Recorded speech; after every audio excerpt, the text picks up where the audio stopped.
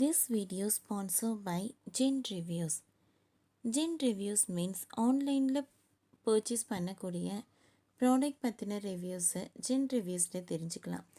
இதற்கான லிங்க் டிஸ்கிரிப்ஷனில் கொடுத்துருக்கேன், தேவைப்படுறவங்க யூஸ் பண்ணிக்கோங்க. தமிழ்நாடு முழுவதும் வாடகை ஒப்பந்தம் முடிந்த பின்னரும் காலி செய்யாமல் எத்தனை டாஸ்மாக் கடைகள் செயல்படுகின்றன என்ற விவரங்களுடன் டாஸ்மாக் நிர்வாகம் இயக்குனர் அறிக்கையுடன் நேரில் ஆஜராக வேண்டும் என்று சொன்ன உயர்நீதிமன்றம் அதிரடி உத்தரவு பிறப்பிக்கப்பட்டுள்ளது. கிருஷ்ணகிரியில் டாஸ்மாக் கடையில் வாடகைக்கு விட்ட உரிமையாளர் மீது போலியான வழக்கு பதிவு செய்யப்பட்டதாக புகார் சென்ற நிலையில் இந்த உத்தரவு டாஸ்மாக் நிர்வாகத்தை அதிர வைத்துள்ளது. தமிழ்நாட்டில் பூர்ண மதுவிலக்கு கொண்டு வர வேண்டும் என்ற கோரிக்கை கடந்த சில மாதங்களாக மீண்டும் வலுவடைந்து வருகிறது.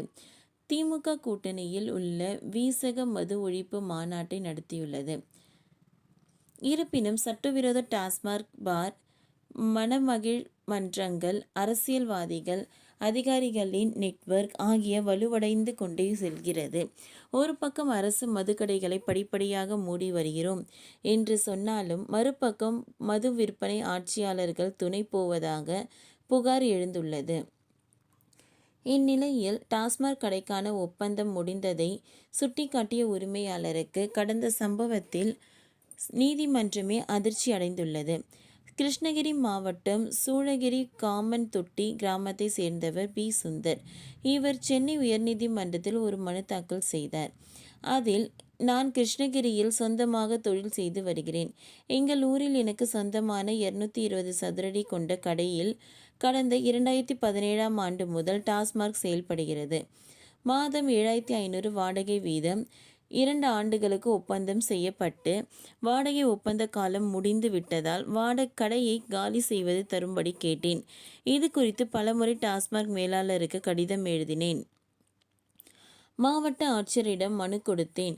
எந்த பயனும் இல்லை. நான் தொடர்ந்து நெருக்கடி கொடுத்ததால் கடந்த 2023ஆம் ஆண்டு ஜனவரி 31ஆம் தேதி சூளகிரி காவல் நிலையத்தில் உதவி ஆய்வாளர் நான் நடத்தி வந்த பேக்கரி கடைக்கு என்னை தேடி வந்தார்.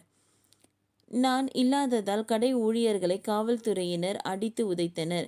பின்னர் என்னிடம் இருந்து 5 குவார்ட்டர் பாட்டில்களையும் மது பாட்டில்கள், 10 காலி மது பாட்டில்கள், 20 பிளாஸ்டிக் டம்ளர்கள் இருப்பதாகவும் நான் திருட்டுத்தனமாக மது விற்பனை செய்ததாகவும் கூறி என் மீது வழக்கு பதிவு செய்தனர்.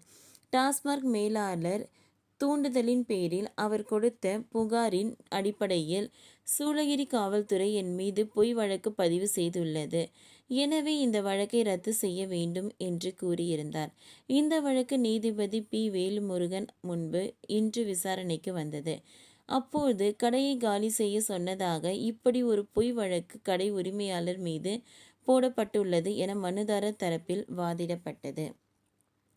இதையடுத்து நீதிபதி, தமிழ்நாடு முழுவதும் வாடகை ஒப்பந்தம் முடிந்த பின்னரும் எத்தனை கடைகள் டாஸ்மாக் நிறுவனம் காலி செய்யாமல் தொடர்ந்து மது கடைகளை நடத்தி வருகிறது என்பது குறித்து விவர அறிக்கையுடன் வரும் திங்கட்கிழமை டாஸ்மாக் நிர்வாக இயக்குனர் நேரில் ஆஜராக வேண்டும் என உத்தரவிட்டு விசாரணையை தள்ளி வைத்துள்ளார். ஓகே ஃப்ரெண்ட்ஸ், இந்த வீடியோ உங்களுக்கு பிடிச்சிருந்தால் லைக் பண்ணுங்கள், ஷேர் பண்ணுங்கள், சப்ஸ்கிரைப் பண்ணுங்கள். தேங்க்யூ.